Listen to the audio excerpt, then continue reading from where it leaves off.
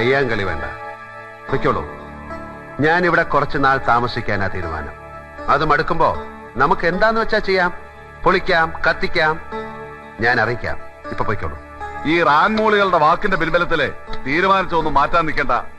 ഈ മണ്ണിൽ കഴിയണമെങ്കിലേ അത് കൊളപ്പുള്ളി അപ്പന്റെ പിന്തുണ ഉണ്ടെങ്കിലേ കഴിയൂ, ആർക്കായാലും.